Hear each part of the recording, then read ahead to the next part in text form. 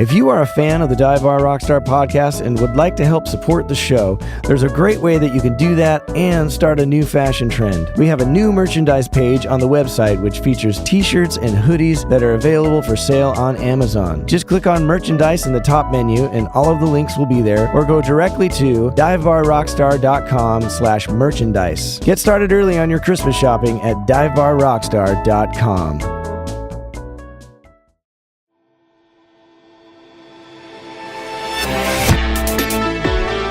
Welcome to the Dive Bar Rockstar podcast, a show exploring the lives and journeys of musicians and music professionals.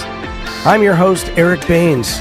I play bass and sing with the iconic band Chicago, and I love talking about music. I hope these conversations will entertain you with some stories of what it's like in the world of music, as well as help you get where you want to be in the music industry. But above all, achieve your dreams.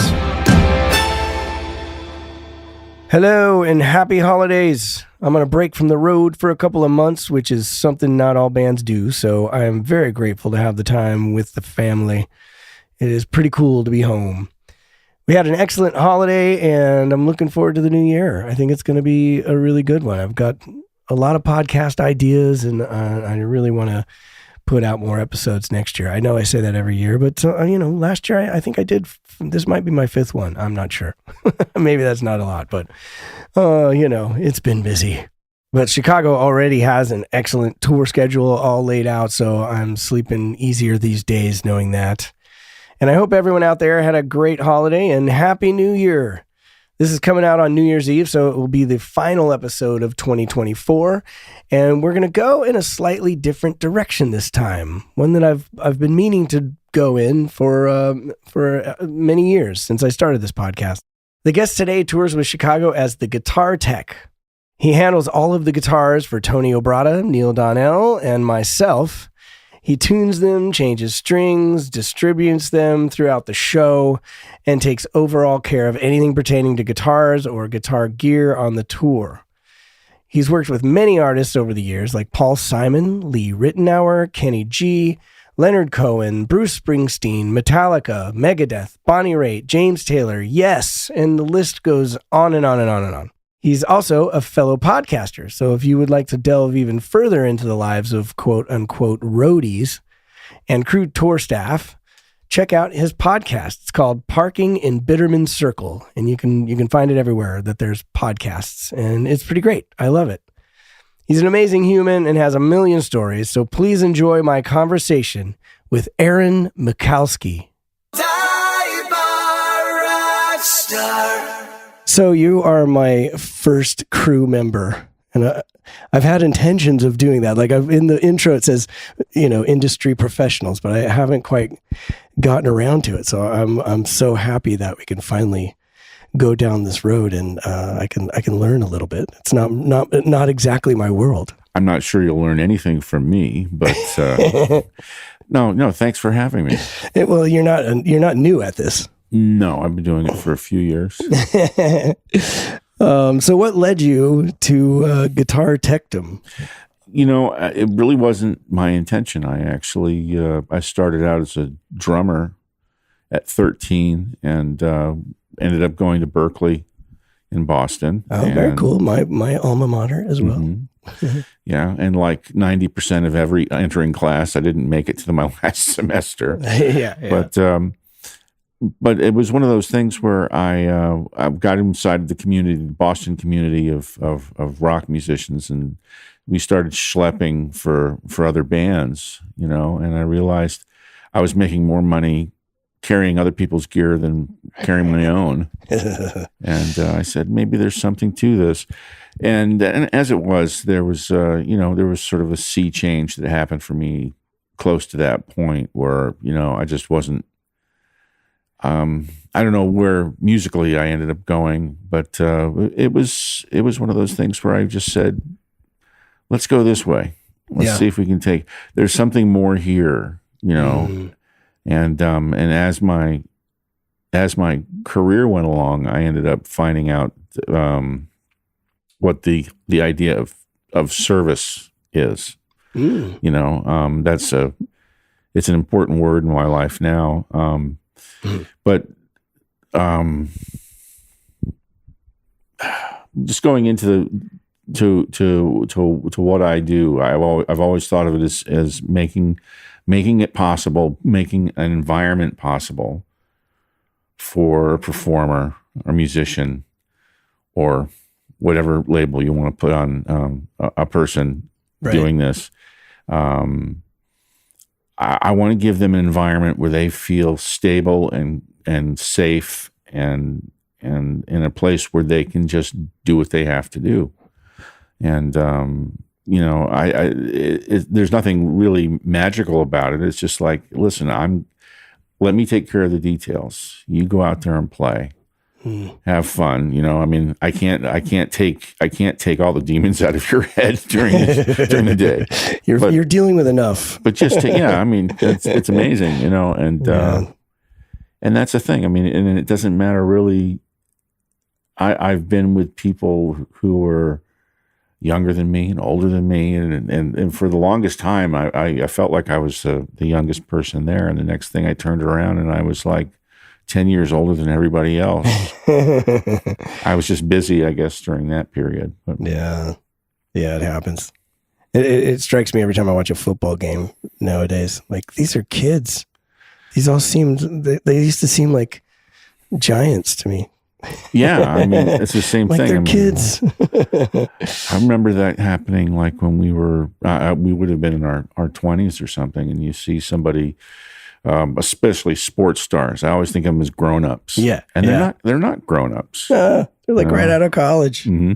Oh, man. It's like you couldn't drive 5 years ago. Well, and now you're making millions of dollars. And look, but here we are. We've gotten past the class of 27. We've made it into this, and I just realized, that some of these people that I admire and listen to all these years didn't last as long as I did for some odd reason. Oh, interesting. It's just like, wow. But you also get to see people.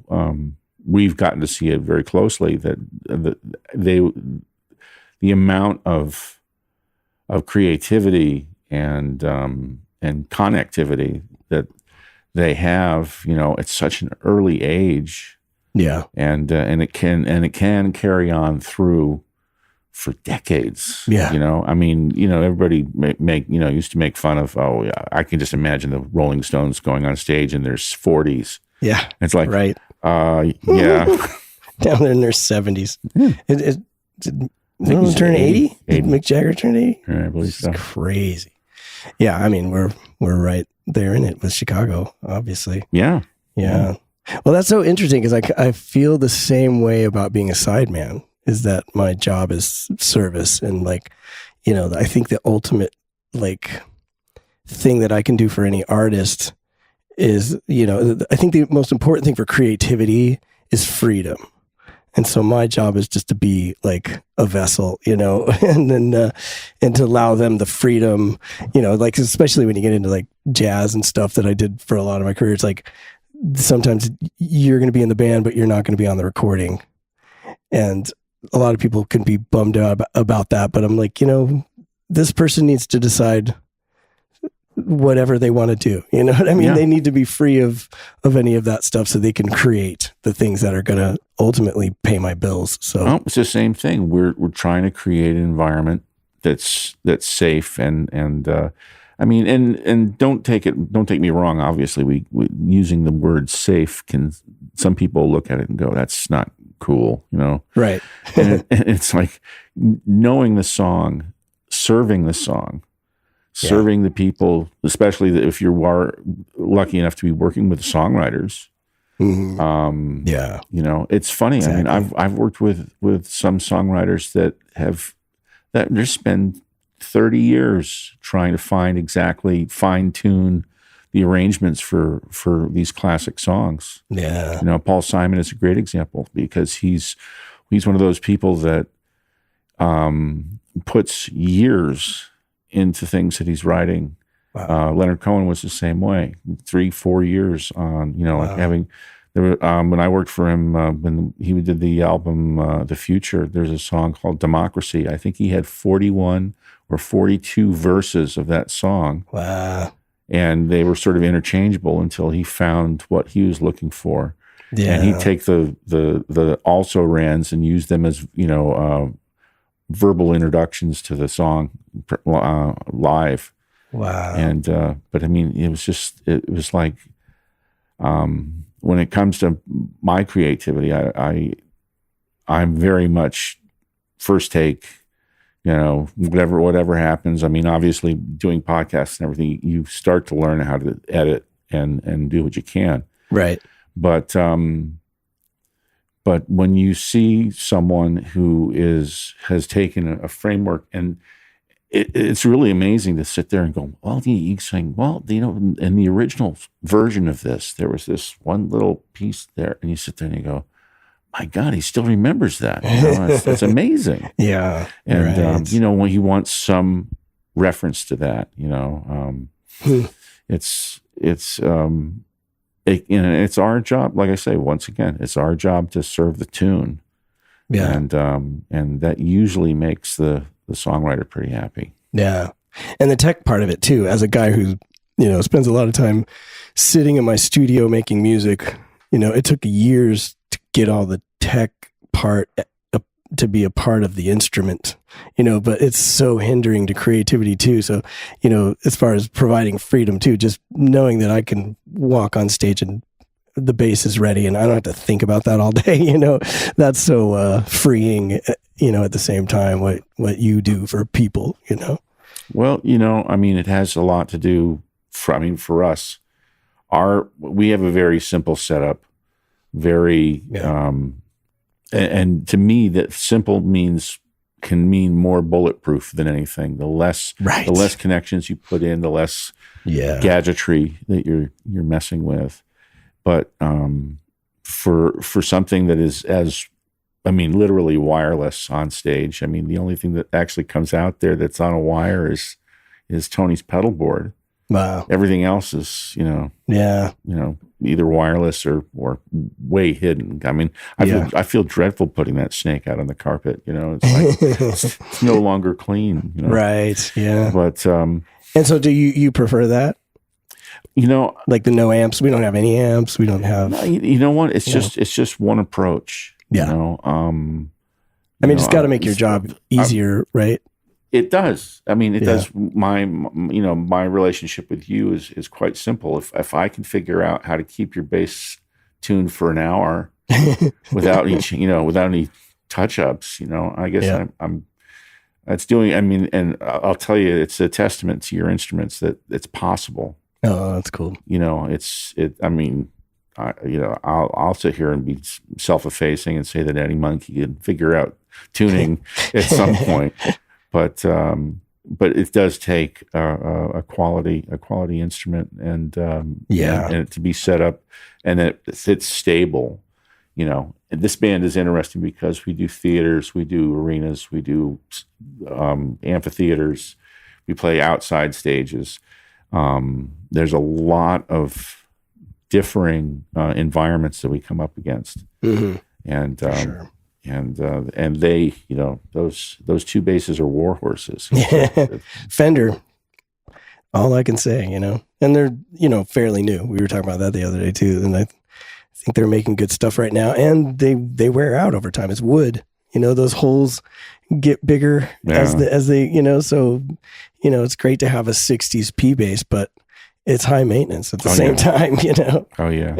I'm kind of all about brand new. Can I get that sound, but just super stable and modern and done by a computer, so in a way it's going to be that much more precise. Well, it's like these distressed instruments you see nowadays, which have modern electronics and an old appearance.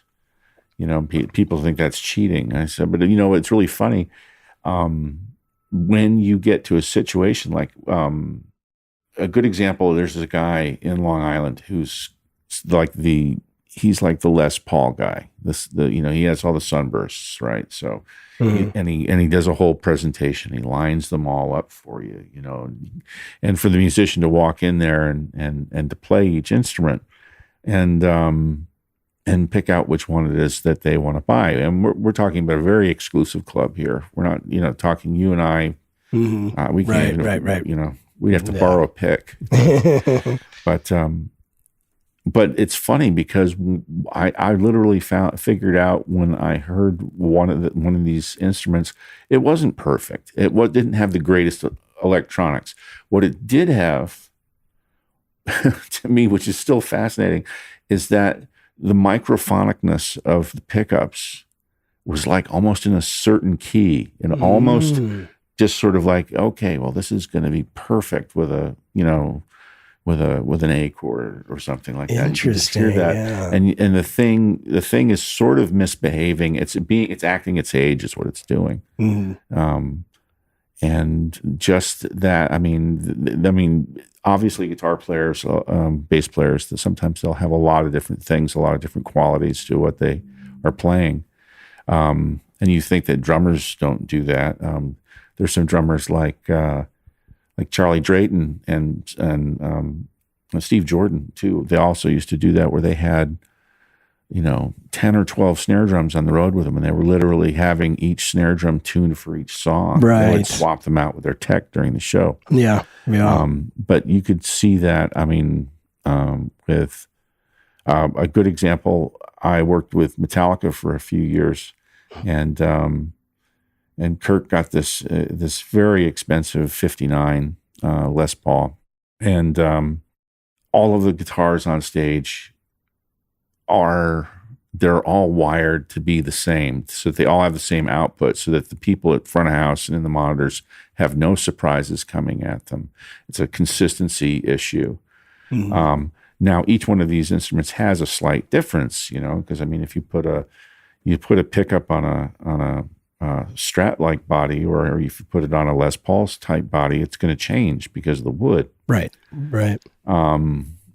But there was that consistency. There was everything had the same output, so that if you look at your meters, the meters were always in the same spot, and it made for a very controlled presentation. And then you'd have all these guys that are using like active pickups and everything, and you walk in there with a 59, and it's like everybody's like, "Wow, what's going on with that?" It's like it doesn't sound like anything else on the stage, Right. It does the exact same thing, but it comes from a sort of a different place. And right.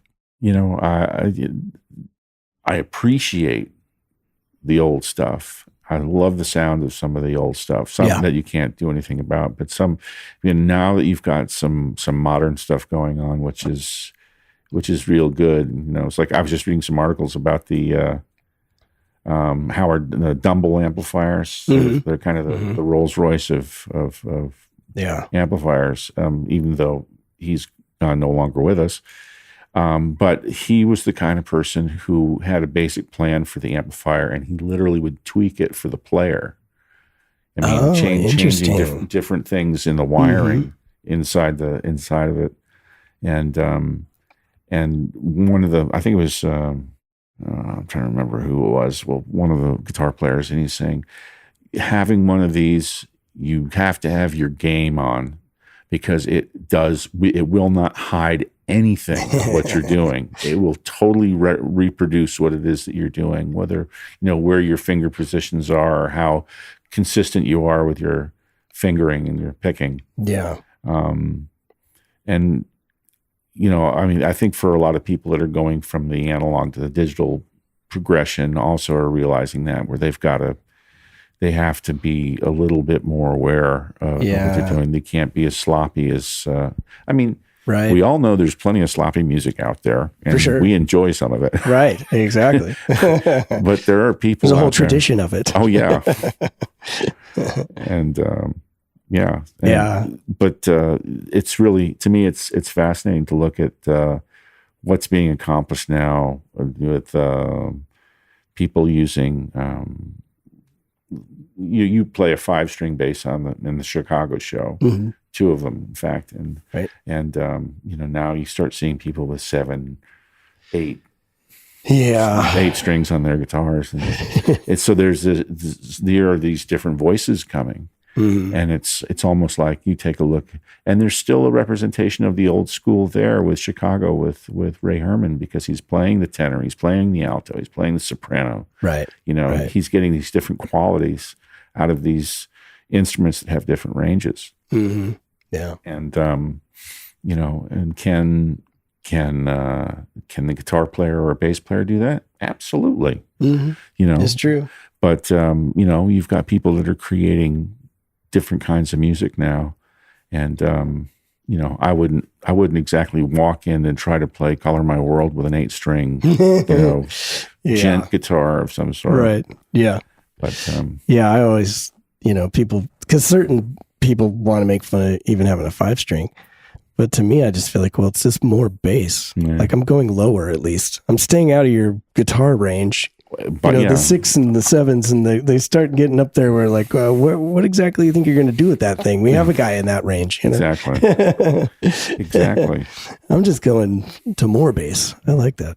But anyway. No, but that's the thing. I mean, if you've got that range, and one of the first people that had a 5-string bass was Jimmy Johnson.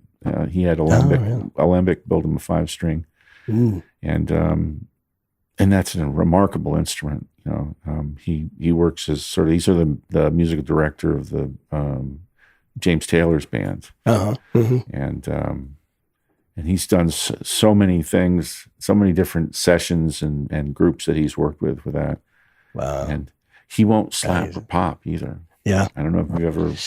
Lee Sklar's kind of the same. Lee's, yeah. Not a popper or a slapper. It's like, hire somebody else. Exactly. I mean, and that's a strange confidence that people had. They always used to say that about Jeff Porcaro too. Yeah. And if you want him to, if you want a Jeff groove, get Jeff. If you want something else, right, get something else. Yeah. I kind of am inspired by that a little, because I before this I was on a country gig, and the upright thing is such a kind of important thing, but I just don't enjoy it. I've never, I have one. Mm-hmm. I've done it occasionally, but I just don't dig it. And after talking to those kind of guys, it's just like, what? That's not what I do. Call somebody else, Mm-hmm. I've got plenty, and I'm more of like, I used to go with a key bass, I'm like, you want me to double, then put me on a pop gig, I'll play the key bass, I'm decent at that, but anyways, so what was your first road gig? Wow. The first time I went out sort of at professional level, I first traveled. I was living in Boston and going to Berkeley, and then I left, and I was just doing the rock and roll thing and having a day job, or a night job as it was. Mm. And I was asked, my aunt worked for a company called Festival Productions that was the producer of the Playboy Jazz Festival every year at the Hollywood Bowl. Very cool. And she offered me a chance to come there and work with their stage manager. This is a 2-day event with 23 bands. It's what they call a turntable gig, and where the stage is, there's a circular stage which is on a motor, which actually will spin it around. So you cut it in half. You put one band on one side and one band on the other. And you just sit there and spin them back and forth all day long. There's no set change. It's just continuous music for the whole event. And that was an education. And let alone to show me palm trees and pretty girls. I thought about all the cold Boston winters that I'd lived through. I said, see you later.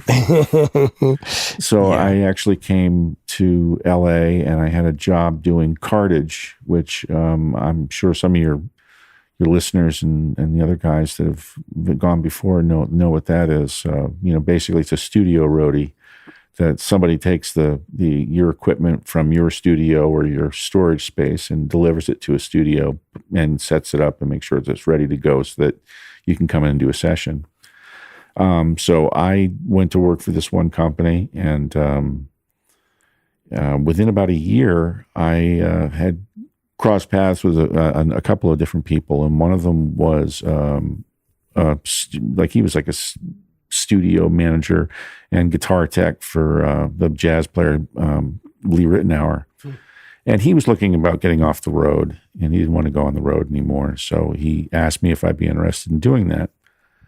I said, yeah, sure, I'd be interested in that. And then it turns out that we get into rehearsals right at that point, and the band was Lee Ritenour on guitar and synth-ax, Don Grusin on keyboards, Jeez. Abraham Laboriel Sr. on bass, and Vinny Colaiuta on drums. Oh my gosh. And I didn't, there was a moment there, obviously coming from Berkeley, I knew who each one of these people was intimately, because they were some of the top guys at that point, still are. It's some of them. Welcome to LA. Oh yeah. Wow. And just in the rehearsals, just seeing them kind of get prepared, I learned more in rehearsals with those folks and with Dave Grusin as well on some of the gigs about arranging, about focus, about, what's going on with the song. I remember seeing Dave Grusin wave off, stop the song when they were rehearsing. And the only kind of indication he gave as to what he wanted, it was just like, he put his fingers out and he was just like, let's all get our intention in the same place. Wow. And and you could literally, if you were to sit there and transcribe between the one version and the other version, there probably wouldn't be any difference. But the change in what these guys came across as a unit was like night and day. Right. It was like, everybody focus, don't phone this in. You're here, and do it for the song. And as able-bodied as all of those guys were, it wasn't about trying to, it wasn't a chops gig for most of them. It could go that way. Yeah. But, when you people that have that kind of firepower, you just have to, it's really amazing to see them take a song and perform it, let alone run away with it. Yeah. So, yeah, but going with the jazz guys for the first few years that I was there, I did Lee's groups. His groups were constantly changing, so I had a lot of exposure to other band leaders and sidemen. People like Tim Landers and Art Rodriguez, and Barnaby Finch was playing keyboards. Yeah. And I did a gig with Lee and Barnaby. Yeah, that guy. He sure can. Monster. Yeah. He's soulful. Yeah. Just everything right. And perfect jazz face too, man. Yeah. But then I played for years with Art Rodriguez. He was on Keiko Matsui gig for a long time. Yeah. Well, Art came in after Vinny, so it was kind of like big shoes. It was like, yeah, why might I just put it under no shoes? I'm just going to do my own thing, and that's what he did. And then I ended up crossing paths with some people who were working for Kenny G in the early part of his career. I ended up showing up before the Songbird had already come out, but the album Silhouette, it was just coming out, and they hired me away from Lee, and this is where it was going to get huge, for them. But we worked. We did two 2.5 hour sets. Wow. On a night. Jeez.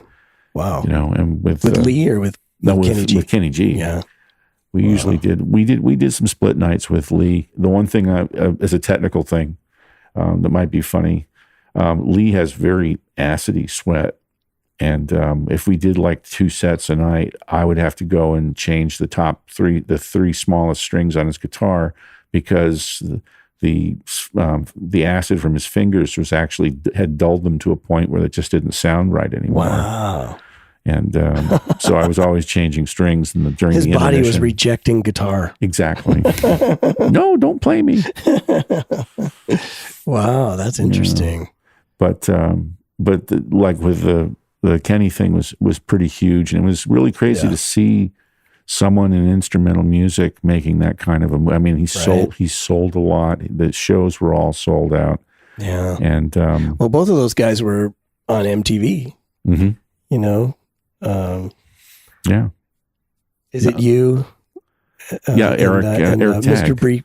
Briefcase. You know, those were MTV hit songs from a jazz player, and then Kenny G, of course. Yeah, he just blew the doors open. Just gone. Yeah, like those were like rock star jazz guys. Yeah, that's pretty cool. And in those periods, they used to put together different things. There was a Kenny G video that we did with Smokey Robinson, and the one thing I'll remember about making that video was that he had his manicure person there with him just to make sure that the fingers on his microphone, which are in front of his face, looked perfect. Wow. You know, I mean, I wouldn't even have thought of that. Wow. But you know, if you have your hand, you know, you're sitting there and you look like Sasquatch. Yeah, yeah. It's not exactly cool. You know, you wouldn't be Smokey Robinson anyway. So, were you a production major at Berkeley, or? I think I was professional music while I was there. Yeah, gotcha. I was just there as all of the E rooms, which were assembly rooms. The E rooms started turning into all production at that point. You know, so you had rooms that you could jam in and play and work on. Work with a group, and then they had a few rooms that they used for recording, and almost right there in that period there for me between 1981 and 1984, it was like with the MIDI revolution and everything going on, everybody was talking about being a recording engineer or at least having those chops available to them, you know. Right. And it was a big deal because I mean I remember recording and like going into the assembly rooms and recording with some folks while I was there, and it was, I really to see it come from like such a maybe not as dramatic as the 4 channels that Sergeant Pepper had been bounced down to, right? But we were able to do things like that when we were, during that. Right, you're exactly right. MTV was just starting to happen. Different video channels were starting to happen, and there was battles of the bands in Boston and all that kind of stuff. Right. And it was a good time. It was a really good time to be there. I bet. For jazz and for rock. And that was a big thing because there was a lot of guys who were straight ahead, more traditional players who played bebop and whatnot. And then you had guys who were listening to jazz fusion and Dixie Dregs, Mahavishnu Orchestra, Jeff Beck, that kind of thing. You see people that had this incredible abilities, and then they were there to learn to write, to arrange, and to perform. Yeah. It's really, for a lot of people, they used to ask me, what about Berkeley? And I said, you get out of it as much as you put into it. That's what I always say too. And it's pretty much that way with everything we do. You know? But Berkeley was very much that way. They say that only 10% of each entering class ever makes it to the 4 years, and people might think that that's a failure on behalf of the school, but I don't think so. I think it's thinning out. I mean, I was the big fish in the small pond when I left there because I've been playing for so many years already. And I got there and I was just another bozo on the bus, and exactly. and there was a part of me that was not ready to give it everything it had. Yeah. I ended up, we did have a lot of partying time there in Boston, and that's I think that's part of where my playing career went as well. I mean, it just sort of got consumed by everything else that was going around. Yeah. But I never lost the love for music, and within a year of not playing, I was schlepping gear around for people, letting them use my back instead of my mind, and with no complaints. Yeah, that's cool. So, have you teched other instruments? How did you get from drums to teching guitar? And have you played other roles, like as a crew member? Yeah, I started. It's funny because it goes back to Lee Rittenauer, because Lee needed someone to take care of his guitars. I didn't know a darn thing about guitars, and I started working for him, and the guys just said, "Here you go. This is how you change the strings, and this is how you change strings on a Floyd Rose." And then he handed me a Synthax. So I don't know if anybody's ever seen this thing. It looks like Darth Vader's vacuum cleaner. It's this horrifying looking modern piece of it's supposed to be something a guitar player can use to trigger keyboard sounds. And anyhow, so I had a lot of different things. I had to deal with keyboard modules. I had to deal with this synth trigger, and electric and acoustic guitars, and tube amplifiers. I didn't know anything. I really didn't. And I was given kind of it wasn't like I was he didn't lie to me about what was going to happen, but he made it sound like there was going to be a lot less than there was. Right. But we were off and running at that point. I think that was that first month. In that first month of working with them and going to Japan and doing my first Japanese tour with Lee. And that's cool. Yeah, it was wild. That was wild. They love him over there. Oh yeah. They love all good music, well executed music as well. Yeah. But drums and percussion were my background. Guitars came pretty early on.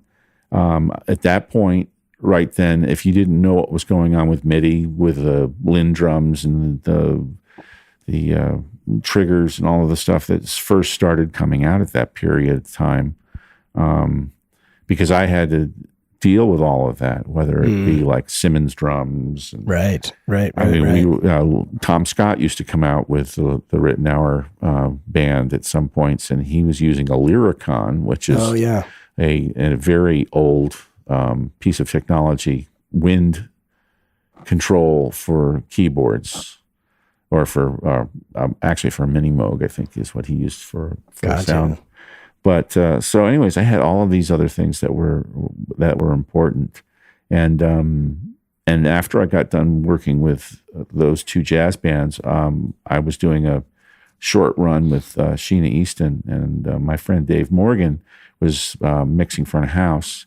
And he said, "Do you mind if I give your name to somebody about another gig?" And I go, "No, I don't mind at all." And I got a call from Mark Silag, who I think must have been like 4 or 5 months before the tour was going to start. Started all of the rehearsals and everything, and he was trying to get the right people, the right chemistry together, because he realized that this is going to be a big deal. And as it turns out, it was Paul Simon's Rhythm of the Saints tour, which had a band of 18. Jeez. And we did nearly 5 or 6 months of rehearsals before we actually started the tour. Holy cow. And it was intense. It was really intense. Wow. And I was taking care of, what was I taking care of? Well, I guess it was just the two of them, two of the African guitar players, John Salawani and Vincent Ngini, who passed just a few years ago.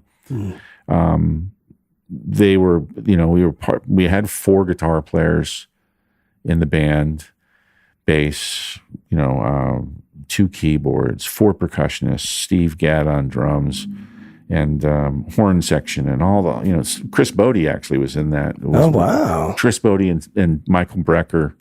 And Barney Rachabani, who was from Africa as well. Wow. But here was the true masterclass in arrangement, and watching someone take a large group of musicians and get something out of it.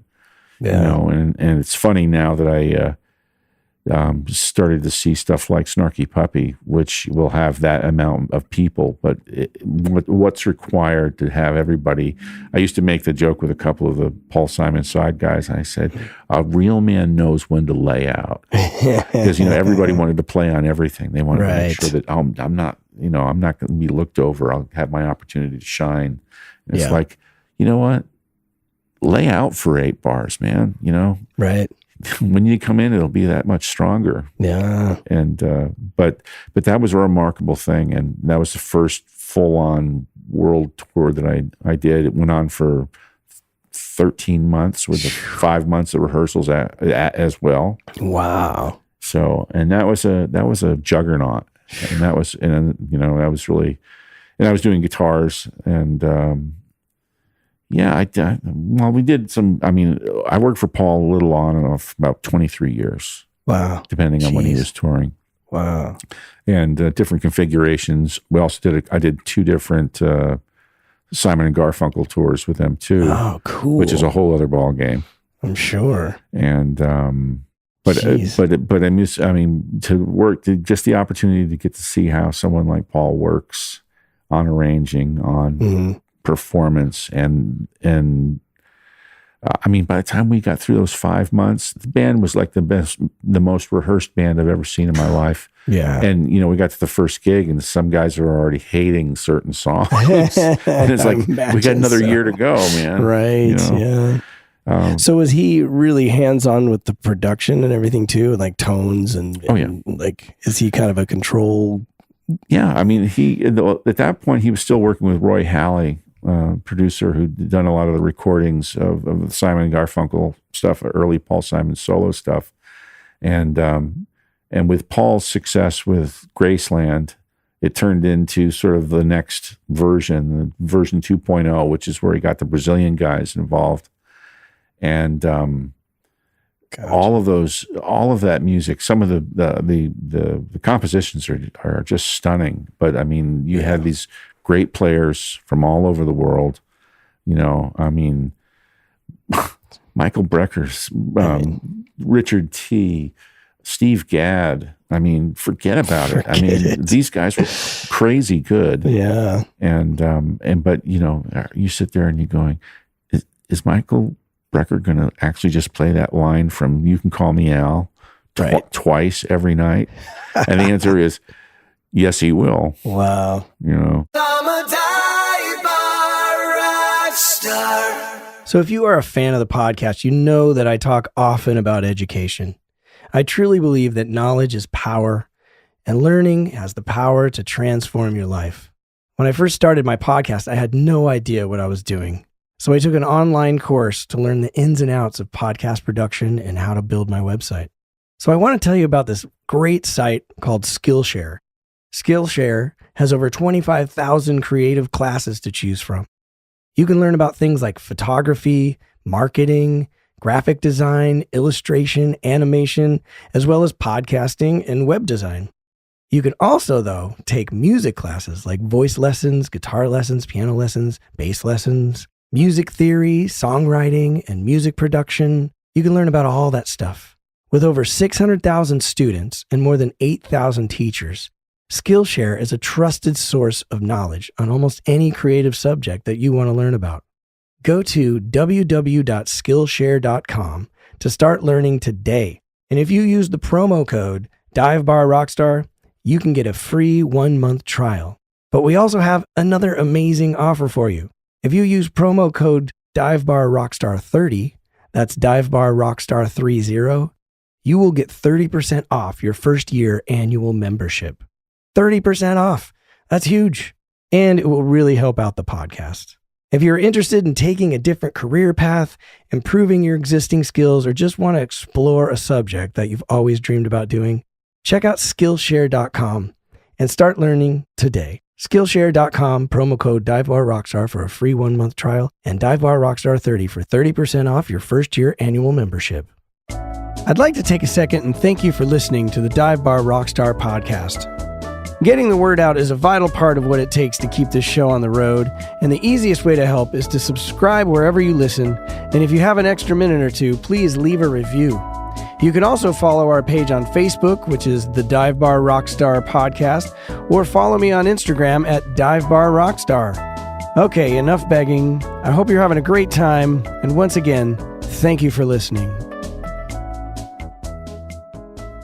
Well, it's interesting because it kind of goes back to what you were saying about Dave Grusin and Lee Ritenour, but like, being a good musician, it's so much more than chops, obviously, but like back then it was a different thing. You had to be good at that band thing. You had to be good at this sort of ethereal, intangible thing, Now there's so many tracks involved with every single act. And as soon as you put that in there, now there's a tempo. So that's one less thing that the drummer has to be good at, and it just layers from there. It's not as human. And those human things is what really set people apart. Like there's lots of people that can play every Steve Gadd lick, but you don't want him on your gig. No, he's not Steve Gadd. I worked with Steve on Paul. I was the guitar tech, and then on some tours I was percussion and drum tech. So I've teched for Steve. I also teched for him on James Taylor for a while as well. And there really wasn't any tracks there. We did have a metronome for Paul. We had a metronome, and during the period between the production of the album and the beginning of the tour, we had, this is back when people were still putting information on it, little 3x5 cards and stuff, and with Paul, it's like, well, the first 200 versions of this song that we did, we were around the tempo was about 103, and then we bumped it up to 105, and then it was down one more beat. And it was like that kind of craziness. Yeah. And but he was looking for something. He was, and he had these guys. On the other hand, I worked I took care of Ricky Lawson on Babyface, and that had a click track, and he was one of those the best drummers in the world to dance around a click track. He just made it feel like a natural thing. It didn't sound regimented or captured or it didn't swing or anything. He swung like crazy. Yeah. And then there would be times when on the out chorus, the click would go away, and it kind of let the band vamp out of the song at whatever tempo they were. And he had his own metronome, and he'd hit it and play along with it. Yeah. He just felt more comfortable doing that for the artist. Yeah. And that's definitely a talent, obviously. It's a huge talent. It's hard. It's really hard. It's more what I mean too is like if you put a keyboard part, for instance, like an extra keyboard part, that keyboard part's going to play exactly the same way every night. Whereas if you had a person playing that keyboard part, it's going to alter every night compared to what the drummer's feeling like tonight, or the bass player threw in another lick. He's going to do that different. Right. The more layers of tracks, the more consistent it is. Like for the listener, I guess it's fine, but the less interactive it is, the less it relies on that really intangible feel that some people have, or, it's not necessarily about the consistent tempo. It's about all those other things that don't move around. You know what I mean? Yeah. I don't even think I didn't even acknowledge this when I gave you my bio, but one of the people I worked with was an artist, Luis Miguel. Oh yeah. And that's a track gig, big time. And it sort of surprised me to see that some parts of the show were totally tracked, and that fooled me. Oh. I took care of Todd Robinson on guitar, and he would always come in, and they had like a nylon classical guitar on a Gracie stand, so he'd walk up and do the flamenco style solo during this one song, and he used to practice it every day. He was so good, he was so consistent. And then one day I was standing back by the soundboard, and I was looking down at the lights for all the guitars, and I looked over at the guitar, the classical guitar thing, and there was nothing coming out. And I was like, the lights weren't flashing. And I was like, oh my God, what's gone wrong? And I look over, and he rocked that pedal back, and the track came flying by. And that's what the artist wanted. He wanted to have that perfection. Yeah. You know? And I don't even want to diss it, you know, like I don't, again, it's like for the audience, it probably doesn't matter that much, but for the musician that knows, you know the difference between guys like what you're describing in Paul Simon Band, all the best in the world, and you know, pretty great guys playing with some tracks, you know, it's a lost art to a certain degree. Yeah, I mean, it definitely is, and what a band leader or an artist is looking for, I think for I mean, and looking at the people that you've already talked with on your podcast and whatnot, they are hired to interpret what's going on. Now, if the people want the interpretation to be exactly like the recording, that's what you do.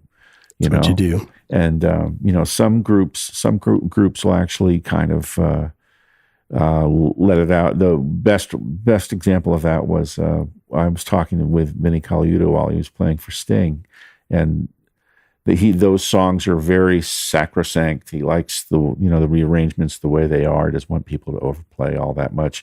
But what he would do is he would kind of let them get away with it for like a show or two. And then when he came in for a sound check, he'd say, okay, everybody, pull it back, take your licks away, you know, just play the song. Yeah. And I thought that was very smart, because if you really stifle the musicians, they become resentful. Yeah. And, you know, that's, you don't want that. You don't want to have your band against you, you know, right. For any reason. Yeah, sure. But I mean, I think it's fascinating that, you know, the kind of stuff that we're doing, what we're working on right now is these amazing songs. And, you know, you've got these things that people have heard for so long. And I mean, you know, we're working for a group that's been touring for 57 years. Yep. You know?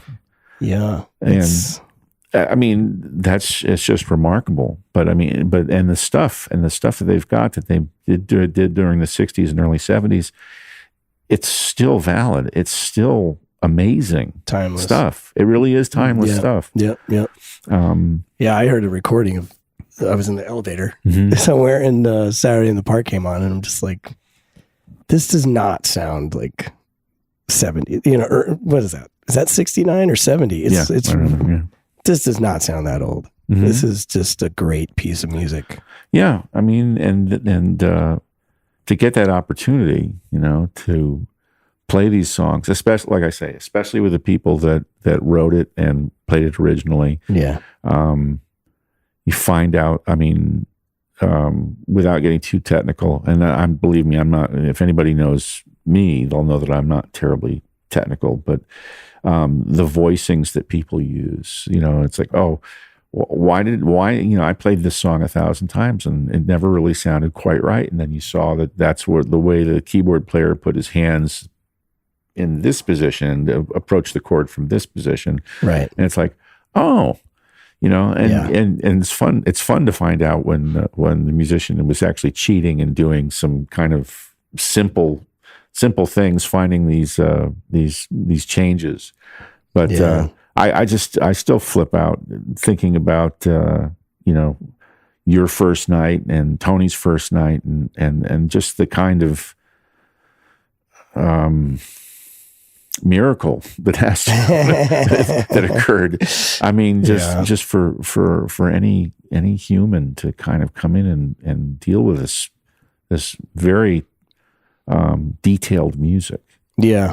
Yeah. And you were talking about rehearsals for 4 or 5 months or whatever. And like, I do miss, like on the big pop gig, just still rehearse for the 6 weeks, right. You know? Yeah. And by the time you hit the stage in front of people, you can entertain because it's so in your fingers. And I love being in that state of like, I don't have to think about the show. I can think about It's muscle. It's muscle memory, as they say. Yeah. You know, I mean, you just get into a point where it's just becomes second nature to you. Yeah. But to come on this gig, you know, I had like 2 weeks to figure it out and to try to get myself to that point by myself in my studio by myself. Right. You know, so that when I showed up here, it didn't seem like I'm thinking about the music. You know, that was like the goal. So, but it's a challenge with this kind of complicated stuff. I mean, so many chords. It's gorgeous stuff in every song, you know, and it's amazing. But it was a challenge to make it seem easy, you know. Oh, it's funny. I mean, even things when you figure, oh, that's so simple. There's one section in the ballet, in the Color My World section, the beginning before the singing starts. You have to just sit there and hit all those bass points. I mean, I used to goof about it early on. I was saying, you know, at one point, every teenage girl I knew how to play that song because it was something that a piano teacher could teach someone, a simple line. Working through different chord changes. And yet I sit there and I go, you know, wow. I mean, that's something you have to kind of pay attention to. And I'll tell you the hard part for that to me is doing it exactly the same and exactly correct 3 times in a row. Yeah, absolutely. Like when I first was learning it, maybe even the first few times, it's like, I'd screwed up one of the times. You know, to get it perfect 3 times in a row is a weird challenge. And it's slow. It's not even that you've got time to think about it, but it's just so exact. Well, that's the problem. There's so much space. Exactly, yeah. There's so much space there. You know? There's so much time to be thinking about, did I leave my keys in the car? And then, now it's gone. You know, now you've blown it. And it's too late. Am I going to have beer or wine after the show? Oh, no, there it goes. You know. I've done it again. But exactly. It's a perfect example of that. And also the need for, and if you've ever been with other acts where literally people are at a point where they're rolling their eyes when they hear certain parts come by, right? You know, and you're going, oh God, do I have to play this again? Yeah. But no, this is. I really am. I'm glad to get the opportunity to listen to it every night. Yeah, and because there also is space. I mean, that's the tricky part about. That space can also be great because I have room to be me. Yes. But I also have to make sure I don't be too much me. And it's all up to me. So you got to be disciplined. You've got to care about the music. You've got to be like, tonight I just feel like playing. So right here, I know I can do whatever I want and then get back to the bass line. Yeah. Well, it's what I've admire about what you've been doing lately too. I mean, because of singing and playing at the same time. Yeah. You know, and when you take the lead, there are times when I sit there and I go, yes, the bass part is simplified because it has to be simplified at this point. You know, it just better be, you know. And when you're taking a breath or you got your mouth closed for a minute, you can throw a run in there and keep going. But that's that thing where you just you have to choose wisely, right? You know? And choose. You know, like don't just play. No. Don't just I'll play what I feel, man. It's jazz rock. Oh man, that's not it. One bass player I used to play with, I swear to God, all he sat there and did was just go through arpeggios of whatever the chord were, and figures at some point one of those notes is going to be the one that he's supposed to be playing, and. I mean, you sit there and just go, huh? No, that's not the way it goes. No. I'm the head of the bass department. I got to make correct decisions, you know? Yes. So you came off of this gig from the Indigo Girls, is that right? Yeah, that's the last group I was working with before I came to Chicago. Yeah. Which seemed like kind of the polar opposite in terms of the amount of instruments. Like from what you've said, it's kind of intense. And did they have like alternate tunings as well? Oh boy, they sure did. So how hard was that to keep track of? It was really hard. I mean, I should show you some of my set lists from there, because the notes that I had these copious notes I used to have to make. They have a large set list with columns to let us know what instrument each person is playing. Wow. And I have to go into this, what I used to call the Bible, just go and find out what the tuning is, write that in red letters. Capo would be a number with a circle around it like that. I mean, I came up with my own. Capos too. Yeah. Wow. So, and sometimes they weren't the same, sometimes, well, she's on 3 and she's on 5, but she's in an alternate tuning, and it all works together. And there's only one tech for the whole thing. I got about 20 or 22, about 20 instruments out there, all different kinds, electric, acoustic, mandolin, banjo, 6-string, 12-string, all kinds of goofy stuff. But Amy and Emily are remarkable artists, and they've got an incredible collection of music to go through, and so the book that I had of notes for them was very detailed. I mean, I got it from the previous tech, and I did my best to sort of simplify it and make it clear. And I've had to go over it with a couple of the people who have come through after me. Mm-hmm. I was supposed to actually go and do a little. We had a little break a while back, and then there was this family medical emergency that happened, and I didn't get to go back out with them. No. And I'm almost, in a weird way, glad, because I'd be terrified. I mean, back to being terrified by this, all this detail that I have to get right.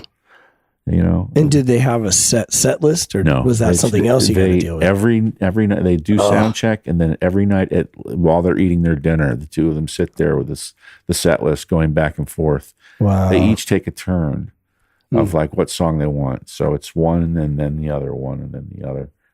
And and it really makes for a very interesting show. Yeah. And then luckily, there's not a lot of changing there. There are other acts that I've worked for where you never knew what was going to happen.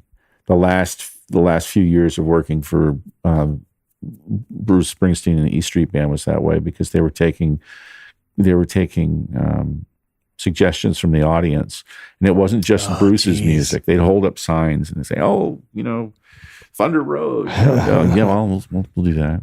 But then they started bringing in bar songs. Oh, man. And and it was like he would turn around and show half the band what the song was, and then he'd count it off.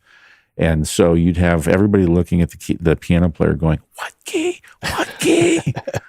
Oh, man. And then you had a bunch of guys underneath the stage with their laptops who run the teleprompters, trying to get downloading the lyrics from these songs. It was live band karaoke. It was crazy. Wow. I mean, it was really crazy. And you're doing that in front of 15,000 people or more. And I basically got to a point because I was doing guitars on that tour, and I just sort of go, "You're playing this one." You might have some grand idea of what you want to do, but this is the only one I'm giving you. Right. Then you turn into a caddy instead of you're like, here's your 9-aught. This is what you need. Oh yeah. It's 150 yards. You need. Wow, that's weird. Cool. There is a caddy aspect to some of it, Yeah. And with Chicago, I mean, you're working with 2 different kinds of basses, and Tony's got a couple of different kinds of guitars, and it's one of those things. I think you can give you one, I can give him one, and you still make it sound, wholly spectacular. but that's a good thing, as opposed to having 30 of the exact same tuned instruments. It's like, I think I actually saw Tom Petty concert at one point where I think they had 25 songs and there was 26 guitar changes. Oh my gosh. It's like, how can you do that? Right. Yeah. So, well, let's talk about your podcast. You're also a podcaster. Yeah. I tend to take these strange hiatuses though. I actually discovered podcasting early on around 2004. I was listening to them like 2004. I didn't even know what a podcast was then. Yeah, I was listening to Adam Curry, who was an old MTV VJ who was based in the Netherlands. His wife and I think the daughter, they were based there. And so anyways, it was like this sort of strange kind of one-man radio show. And the next guy I heard was a guy named Dave Weiner, who was he's a remarkable programmer and had a lot to do with the first blogging software. And he had this one thing called Radio Userland, which was what I first started using when I started blogging in 2004. And so anyways, I got the bug for it because everybody was, I was looking for a way to express myself creatively because I was no longer playing. Right. And my website would be for, it's kind of, now I really don't do it because obviously we've got things like Instagram and Facebook, and if you want to post something, there are a lot better things than sort of the going through hoops that you do with updating a website. Doing that all the time. Yeah. But so my website was obviously music based, and hopefully something silly would come out of the deal too. There'd be some laughs in there for everybody. But it was also a way, in the same way that my poetry writing was basically a way to help people in my life, my family included, to know where I was at physically, where I was at mentally, and where I was at creatively. I wanted to have that ability. And with podcasting, and just all the little gizmos, all the things that we kind of started off with. I don't know if you remember, there was a little MP3 recorder called an iRiver, which is about this big. You could stare. I still have it. It's, I used to, I did a lot of stuff on the road. Like actually, I think I did one where I was in a parking lot of a hotel in Phoenix, just sort of pacing as I was doing the whole podcast. I did one at a heavy metal concert, festival in Austria, where I wired myself for stereo mics and did a set change, and everybody's going, okay, check 1, 2, okay, move that over here, come on. And I ended up doing like 300 edits on that podcast because there was so much stuff that was recorded outside of the applicable range of the microphone that I was carrying. Right. But I would talk to people and for me, it was basically a more of a platform. I tried putting my poetry into it. I tried doing a couple of other things. And then I just sort of walked away from it when it started getting big. I don't know. Sometimes I think I just sort of ride the wave for as long as I can. Yeah. And then I come back to it. And then, what was it, 14, 15 years? I had, for years, had the urge. What I wanted to do is I wanted to make it possible so I could record history on behalf of the crew guys that I knew and know. It's tricky because even without NDAs, you've got people that really understand the sort of code of silence that comes out here, just that kind of element. And I realized that the secret to talking to those people in the last 20 podcasts that I did, they were all road people, and I asked them questions about themselves. I didn't ask what's Bono's favorite drink. Right. I don't care. Right. I don't tell me something embarrassing about you. No. Right.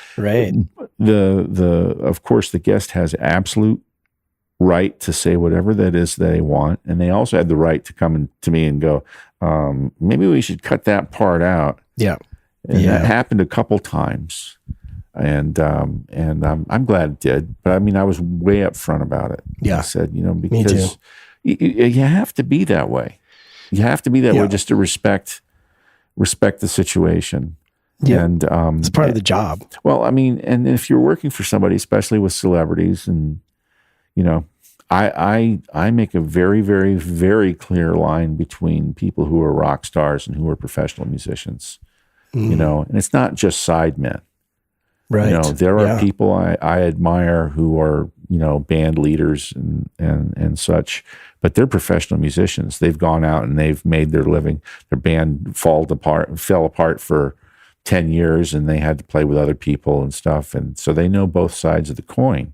Mm-hmm. And, I'm more interested in, and that was, I kind of found the same thing with the people that I was interviewing for the work podcasts. I did talk to techs. I did talk to managers, production managers, stage managers. And like I was saying, I actually have done little bits of production and stage management with other bands. And to have people be trusted is a very big selling point for what we do. Right. And it's not, I mean, you can sit there and threaten people with, from the beginning of the earth until the end of time, you will never speak of the artist or his family or his friends. Right. And it's like, right. Okay, sure. But, and believe me, this is not the funny part, but this is, I was working for a larger act while I was doing my initial podcast run, and I found out that the highest of high people in the organization that weren't the band, the top level management were listening to what I was doing. Mm. They wanted to know. They wanted to know if I was giving away the playbook. Yeah, and I wasn't. Right. So I didn't get in trouble. Right. But just there'll be somebody listening. Believe you me. And even though I never really had like a huge following for my podcast, I still get a couple hits every week. People are going through and listening to the old podcasts. Well, that's kind of why I wanted to talk about it too, because it's just like Spotify. Back in the day, you put out a record, you sold it, you ran out of copies, and it was gone. You found it in a used record store or something, unless you wanted to reprint it or whatever. Now you put your stuff on, so it's there forever. Right. So you can promote it forever, and you can talk about your podcast forever because it's still there. Yeah. I was listening to it last night, so it's still current, to a certain degree, Yeah, especially with the stuff because then it seemed like in 2020 you started doing it again. This is when I started mine, and probably similar feelings of like I need to talk to people because we're and like what a better time to get people's stories. And then you start interviewing people, and that stuff is timeless because that's always going to be their experience, Yeah. And it's scary because, even since 2020, I've lost a number of people that I wish I had on the show. Yeah. It's like, I've actually I only had one in the last run that basically one person I went to and said, I'd like to do this. And they go, no way. No way. I don't want to go on record with any of this. Yeah. It's not for me. And you have to respect that, Yeah, for sure. But you're right. We get to this point where we're all, it's all possible for us to help present a history of what's going on. Yeah. I was this morning, I was up very early this morning, and I was watching Rick Beato was interviewing Rick Wakeman from the band Yes. Mm-hmm. And he was like an hour and a half podcast, and they do it in his Rick's studio.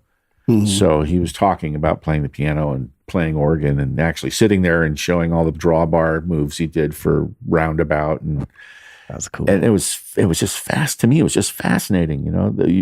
There actually is some content out there that I like. There's so much other stuff that's like, oh, okay, Ariana Grande, okay, whatever.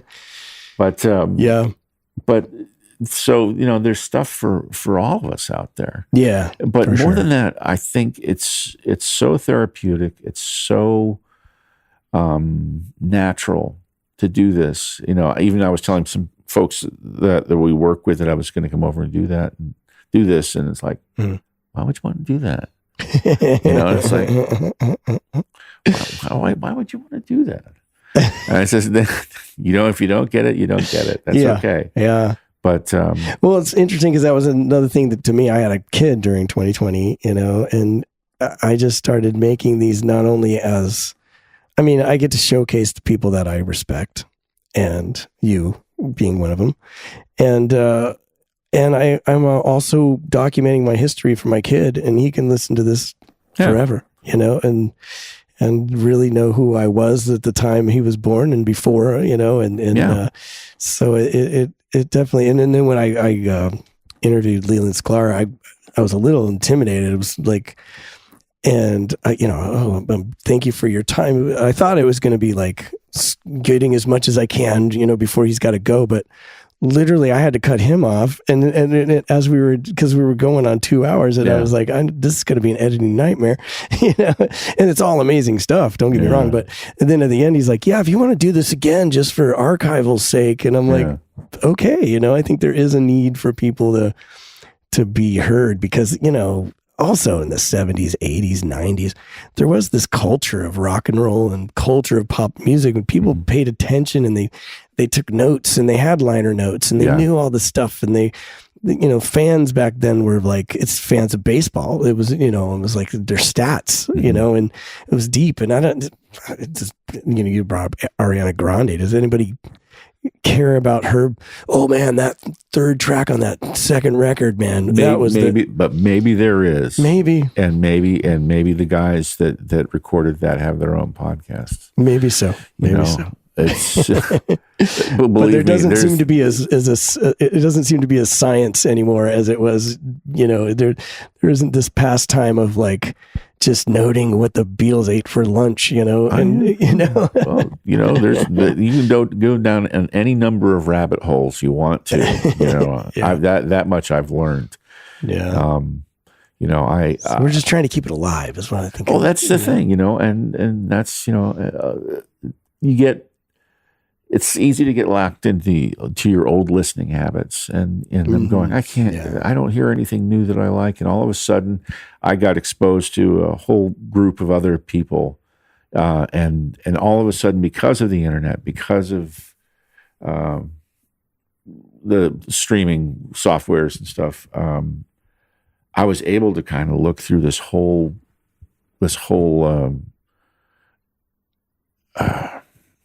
for lack of a better word, it's sort of an ecosystem of groups that come out of this one bunch of people, Right. And that was like Snarky Puppy and the Fearless Flyers and Corey Wong and all of these guys that are all kind of playing together right there. They're out there right now, and I'm it's like, oh wow, they put a concert from last night up. I can watch the whole thing if I want. Right. You find these guys who are really good musicians, good writers, and they are doing this archivally.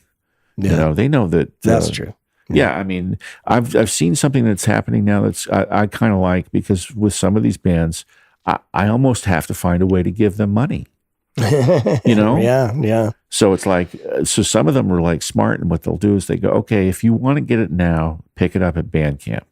Right. And give us what you feel it's worth. Mm-hmm. And then after 2 months of Bandcamp, we're going to put it on Spotify. That's wise. And that's part. I mean, so your avid fans are going to want to pay to do that, and then your white liberal guilt-ridden people like myself will sit there and go, you know, that's what happened to me. It's like when I was working with a guy who. Just to go off on a slightly different tangent, even though this is sort of an important point. There was a time when before Spotify and after Napster, where there was things like LimeWire that existed. Yeah. And that was another a peer-to-peer sharing community. Right. And at that point, only about 20% of recorded music had been digitized at that point. So 80% of all recorded music you couldn't get. It wasn't for sale. Right. It wasn't. It wasn't even free. You know, in some cases. But people would start. These communities would begin, and they would start to get this stuff out there. So I'm talking with my friend who was a keyboard tech for a band that I was working with. And he had actually played with a pretty popular band for many years. His name's Alan Fitzgerald. He was a keyboard player in the band Night Ranger. Oh, cool. But he also is well known as a tech and was with Springsteen. And I think he might have worked for Whitney Houston or some of the other larger acts. Van Halen, he did offstage playing for them as well. He also did offstage for Bruce as well, as well as just being the keyboard tech.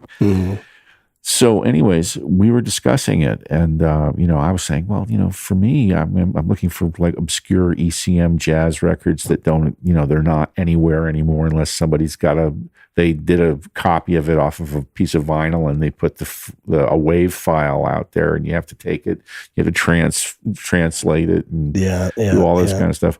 And he said, he says, with like the money that comes in from the Night Ranger aspect of things, depending on what's going on with at that point with sharing and everything, it meant the difference between his daughter going to a community college or going to a good university. And I went, holy shit, it really does affect people at that level, Yeah. And I was finding I was working for a couple of different acts that had platinum records. I think they were saying 1 year in that period, early 2000, maybe 40,000 recordings came out that year, and less than 300 of them even got in a position to sell 1 million copies. And I'm working for a band who is literally at a 1/10% of the music world. Because they sold 1 million albums of the one record, and they here are these guys, and they're still talking about how they're going to pay their mortgage, and do all of this. You realize that your Rolling Stones and your U2s and your Bruce Springsteens, and they are a very, very thin echelon on the very, very top of that.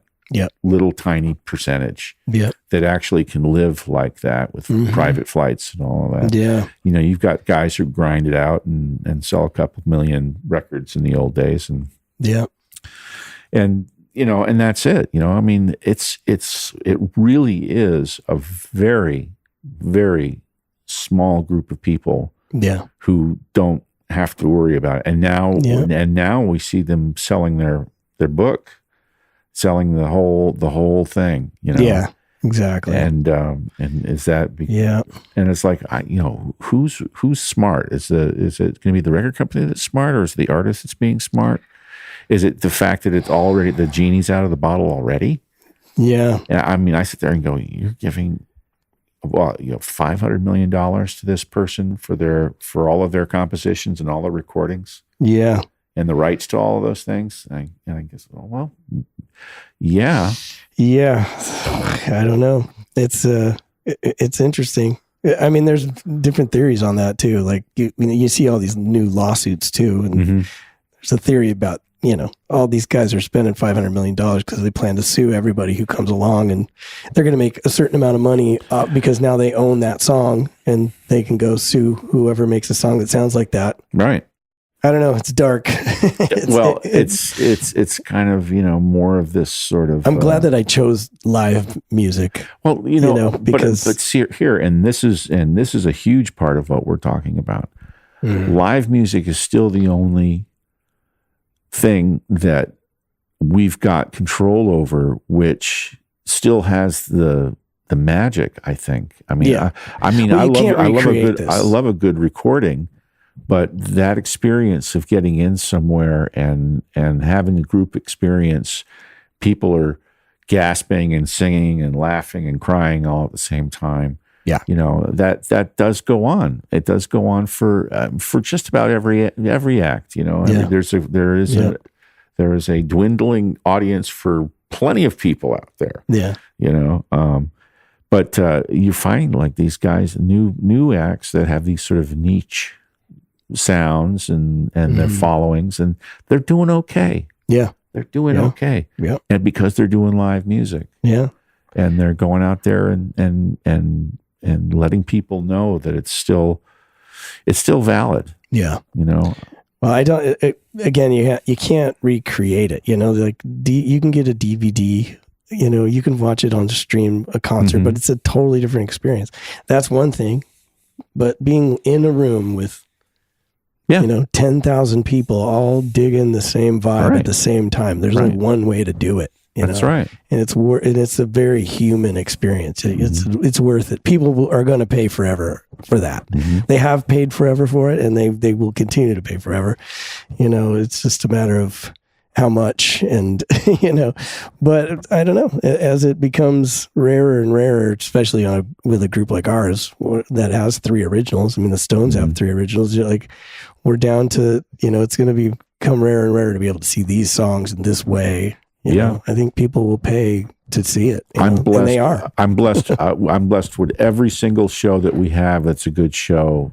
Yeah, I think is such a blessing for us to experience. Everybody firing on all cylinders. And that's tough in your 70s and your 80s. Quite honestly, in your 50s and 60s too. Tell me about it. Yes. But it's hard getting out of bed every day. Oh, baby. But I can't imagine 20 years from now, those guys are still doing it, and it's still pretty amazing. Yeah. Well, it shows you the importance of coffee. Yes. And there's quite a culture of coffee in our crew. I love it. I can smell it backstage. And well, man, it has been awesome talking to you. It didn't go the way I thought it was going to go. I really enjoyed, I thought we were going to nerd out a little more about gear and stuff, but I kind of love where it went. Oh, that's cool. As far as, I mean, I can nerd out with some of the best, but it's not that I know what I'm doing. Just, I'm a nerd anyway, so it doesn't matter. Well, we're podcasters. That's it. Yeah. It's the magic of nowadays, We're usually picked second after the captain of the team. That's it. Yeah. Right. Yeah. Right. Sure. Well, thanks for coming over to my room here in Toledo, Ohio. Oh, yes. On your day off, and having a chat with me, man. I really appreciate it. It's such an honor and pleasure to work with you, man. It's my treat. From day one. It's just been easy, and that's how I like it. You know me. I'm so low maintenance. I'm like, I'll see you on stage. We'll be fine. If we keep, going back to where we started with the conversation, I think if we both keep a head of service. Yeah, right. With us, gratitude and service is where I think it's at. Well, thanks, man. It was great talking to you. My pleasure. Thank you, Eric. Well, that was awesome. I learned something. I hope you all did. This is a different type of show, as I mentioned in the beginning, and it was fun to talk about some other aspects of the music industry other than just playing. Because there's lots of people. It takes a lot of people to make this industry happen, and There are a lot of different stories and a lot of different roles that people play, you know. So it was great. I thought it was really interesting too, as a musician, the more genres of music I can play, jazz or rock or country, the more gigs that I can take. And it's a kind of a key thing to keep working as a sideman. And it seems like it's kind of parallel to a crew member. You know, he started out as a drum tech and a keyboard tech, and then ended up being a guitar tech, and who knows what he's going to be on the next tour. That's just the more roles that you can play. There's stage managing, there's tour managing, lots of different aspects of what it takes to keep this thing on the road, and lots of different roles that you can play as a crew person. So it seems to me the more ones you can do, the more consistently you can work, which is pretty cool, pretty interesting. It's an interesting parallel to what I do out there on stage. And I've always had a ton of respect for the crew because their life is not easy. It's a hard gig. You know, most nights we get done at whatever hour, 10:30, 11 o'clock. And we get on the bus within a half an hour, 45 minutes, and we're off to the next city. And we're asleep by, 4 or 5 in the morning, depending on how long the drive is. But the crew, they are at the venue for another 2-3 hours, however much it takes to tear down all the gear and load it into trucks and get in the bus and leave. And that could be 2, 3, 4 hours, depending on the size of the tour. And then the next day, they're at the venue by 10 a.m. or 11 a.m. to start the process all over again. So their job is tough, and they're generally really great people. So kudos to all you hardworking crew members out there that make all of this possible. He mentioned played off stage, quote unquote, or playing off stage. And that used to be a thing that guys would do. Play extra guitar parts if you were a guitar player, extra keyboard parts, and it would all be underneath the stage or in the wings. It's kind of been replaced with tracks, I think, for the most part, but that used to be a thing. It probably still is somewhere. I was curious after he mentioned Berklee College of Music, and their current graduation rate is 67%. So it's changed a lot since we were back in the 90s in school in the late 80s, where it was like 10% of people graduated. NDA, of course, means non-disclosure agreement. And Saturday in the Park came out on Chicago 5, and that was 1972. So I was a couple years off on that.